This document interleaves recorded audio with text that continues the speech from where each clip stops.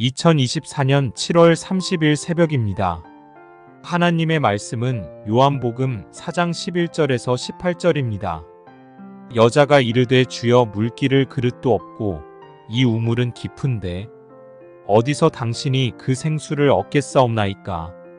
우리 조상 야곱이 이 우물을 우리에게 주셨고 또 여기서 자기와 자기 아들들과 짐승이 다 마셨는데 당신이 야곱보다 더 크니이까. 예수께서 대답하여 이르시되 이 물을 마시는 자마다 다시 목마르려니와 내가 주는 물을 마시는 자는 영원히 목마르지 아니하리니 내가 주는 물은 그 속에서 영생하도록 솟아나는 샘물이 되리라. 여자가 이르되 주여 그런 물을 내게 주사 목마르지도 않고 또 여기 물 기르러 오지도 않게 하옵소서. 이르시되 가서 내 남편을 불러오라. 여자가 대답하여 이르되 나는 남편이 없나이다. 예수께서 이르시되 내가 남편이 없다 하는 말이 옳도다. 너에게 남편 5이 있었고 지금 있는 자도 내 남편이 아니니 내 말이 참되도다. 하나님 말씀을 증거하겠습니다. 오늘 본문은 그 사마리아 그 여인과의 대화죠. 우물가의 여인입니다. 한참 이런저런 이야기를 하다가 예수님께서 그 여인에게 내가 너한테 물 줄게, 생수 줄게 이런 말을 하죠. 그러니까 그 여인이 이렇게 답합니다. 이곳은요 우물이 깊고 당신한테는 그릇이 없다 이렇게 이야기합니다. 이게 무슨 말인가 하면 당시에는 물을 길러 오는 사람들이 그릇도 가져왔을 뿐만 아니고 바가지 같은 거겠죠. 그 로프입니다. 로프. 이 줄도 함께 가지고 왔죠. 왜냐하면 우물의 깊이가 상당히 깊었기 때문에 줄이 필요한 거죠. 근데 주님은 이런 게 없기 때문에 오히려 자기한테 물을 먹으려면 부탁을 해야 되는데 어떻게 나한테 생수를 줄 수 있겠냐라고 하는 것이죠. 그래서 이 15절을 이렇게 보게 되니까 여자가 이르되 주여 그런 물을 내게 주사 목마르지도 않고 또 여기 물 기르러 오지도 않게 하옵소서. 그런 물을 내게 주사. 이거는 신앙의 말이 아니고 약간은 그 비아냥거리는 그런 말투라고 볼 수 있는 거죠. 한번 줘봐 그런 말투죠. 그래서 주님께서 갑자기 동문서답 하듯이 네 남편을 데리고 오라 이렇게 이야기합니다. 일반적으로 이것을 보고 옛날에는 창녀가 아닌가 하는 해석도 있었지만 그러나 요즘에는 달리 해석하죠. 왜냐하면 당시에 그 창녀는 그 사마리아 땅에 없었다라고 하는 것입니다. 그래서 이렇게 봅니다. 첫 번째 그 남자하고 결혼했는데 근데 죽어버린 거예요. 전염병으로 죽었든지 아니면 옛날에는 전쟁이 많았기 때문에 전쟁터에 나가 죽었든지. 근데 그렇게 죽게 되면은 그 당시에는 형수 취수법이 있었죠. 자녀가 없이 이제 죽게 되면 형제가 죽게 되면 둘째가 관습에 의해서 함께 그 여자와 함께 사는 것이죠. 아니면 친족도 가능합니다. 그렇게 둘째도 셋째도 그러다가 이 5번째까지 온 것입니다. 그리고 지금은 6번째가 되었는데 그 남편처럼 관계도 다 하지만 진짜 남편은 아니다. 이제 그렇게 이야기를 한 것이죠. 주님이 이런 질문을 한 의도는 뭐냐면 그 여자를 무한하게 만들려고 한 것이 아닙니다. 그 여자의 현재뿐 아니라 과거의 상태에 대해서 내가 다 알고 있다고 하는 거예요. 너의 아픔, 너의 연약함, 그리고 이걸 알려주지 않았음에도 불구하고 이게 다 알아맞춘 거잖아요. 이걸 통해서 깨닫게 하는 것은 그 여자 앞에 서 있는 나 자신, 그러니까 내가 너한테 진정으로 생수를 줄 수 있는 능력도 또 위로를 줄 수 있는 이 전능한 존재라고 하는 바로 이것을 이제 알려주려고 하는 거죠. 이후에 여자의 태도가 바뀌거든요. 뒤로 가서 보게 되면 마을 사람들한테 막 뛰어가가지고 기쁨을 가지고 전도하고 복음을 증거하는 것을 보게 됩니다. 여러분, 주님은 우리의 모든 삶의 형편을 잘 아시는 분이십니다. 머리털 하나까지 다 세시고 계시는 분이죠. 주님이 나의 삶과 형편을 잘 알고 있다고 하는 것이 얼마나 힘이 되는지 모릅니다. 나다나엘이 그 예수님의 제자 가운데 한 명이었죠. 나다나엘이 주님께로 나올 때에 약간은 그 빈정되는 투로 나오거든요. 그 나사렛 같은 곳에서 무슨 선한 것이 나올 수 있겠는가? 그러니까 메시아가 이곳에서 나올 수 없다라고 하는 그런 부정적인 태도로 주님 앞에 나옵니다. 그때 주님께서 뭐라고 이야기하십니까? 네가 무화과 나무 아래에 있을 때 내가 그때부터 너를 알았다라고 하는 것이죠. 그 당시에 그 무화과 나무 아래에서 무슨 일을 주로 했냐면 랍비가 율법을 강론하고 제자들을 가르쳤던 곳입니다. 그리고 이렇게 말씀을 또 묵상하던 곳이었죠.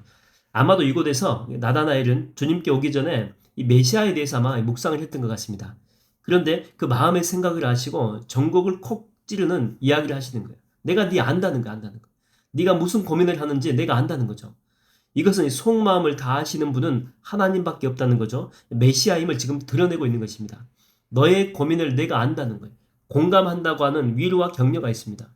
보통 이렇게 부모가 서운할 때가 언제냐면 뭐 자식들 이렇게 뼈 빠지게 정말 키웠지 않습니까? 근데 이게 부모의 심정을 이렇게 몰라줄 때예요. 우리가 그때 정말 많이 서운하지 않습니까? 뭐 은혜 안 갚아도 돼요. 그냥 알아주기만 해도 얼마나 이게 고마운지 몰라요. 막 힘이 난다니까요.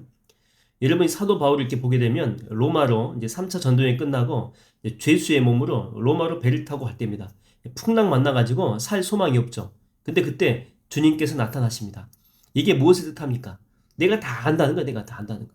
네가 당하고 있는 고통, 힘들어하고 괴로워하는 거 내가 다 안다는 거예요. 그때 바울이 다시 용기를 얻습니다. 그리고 담대함이 생겨나게 되죠. 제가 뭐 예전에 대학교 1학년 때인데 그때 이제 청년부 회장, 그 대학부 회장을 맡고 있을 때입니다. 근데 신입생 여자가 저에게 상담할 일이 있다라고 해가지고 이제 저를 부른 거죠.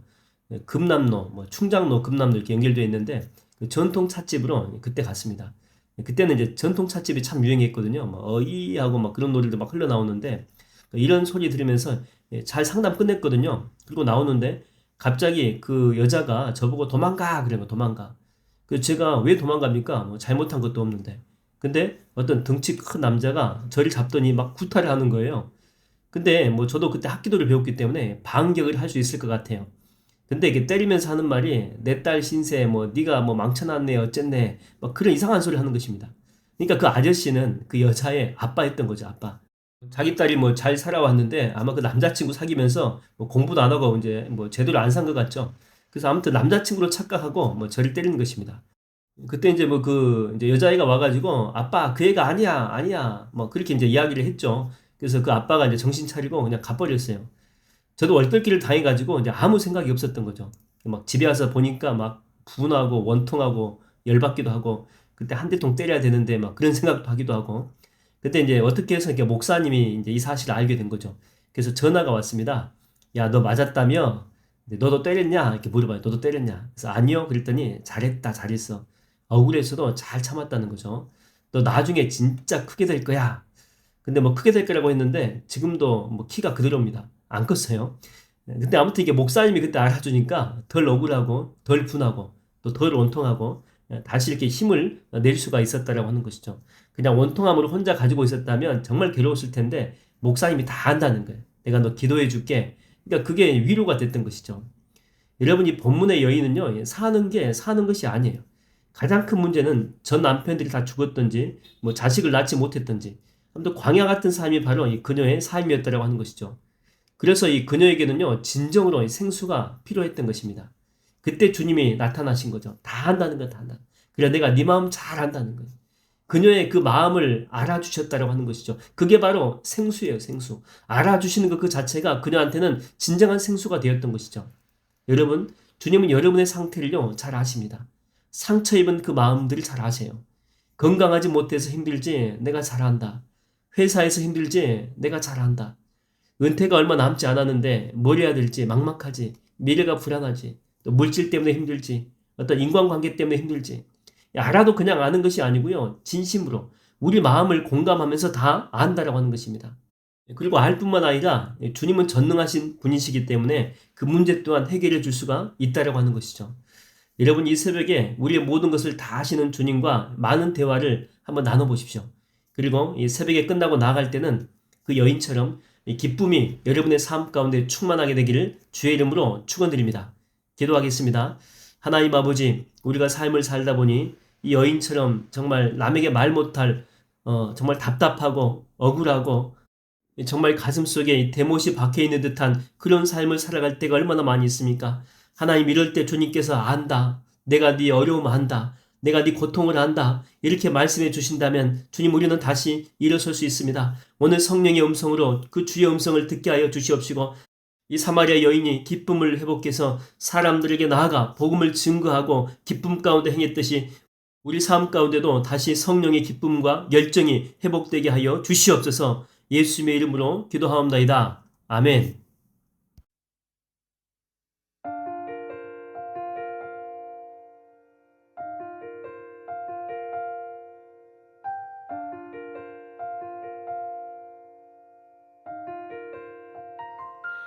나의 마음 아시는 주 나의 입술 주님을 부르네 내 모든 행심 하시는 주님께 나 모두 맡기리. 내 모든 눈물 가난한 마음도 아시는 주님 날 사랑하시네. 놀라운 은혜 무한한 주의 지시 나는 증명 못하네. 하늘의 해와 달 빛나는 별들도 손가락으로 지으신 하나님의 그 놀라운 내 모든 생각과 내 모든 행동 하나까지 모두 다시고 인도하시는 주님을 나 찬양해.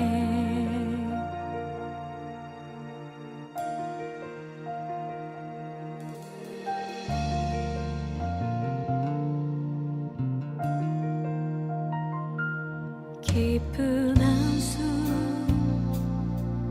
내려놓고 하나님께 조용히 나아가 흐르는 눈물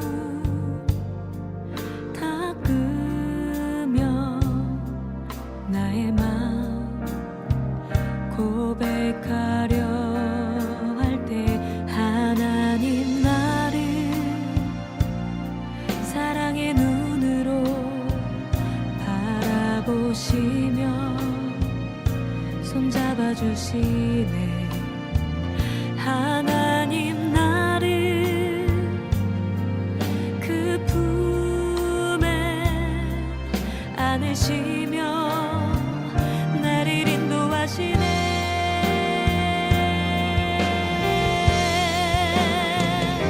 하늘의 해와 달 빛나는 별들도 손가락으로 지으신 하나님의 그 놀라운 내 모든 생각과 내 모든 행동 하나까지 모두 다시고 인도하시는 주님을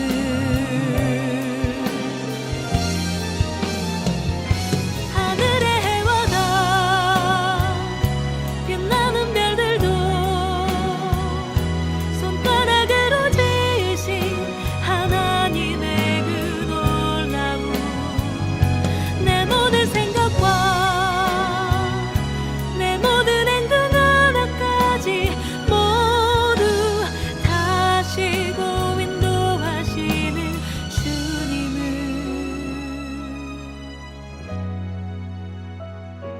나 찬양해.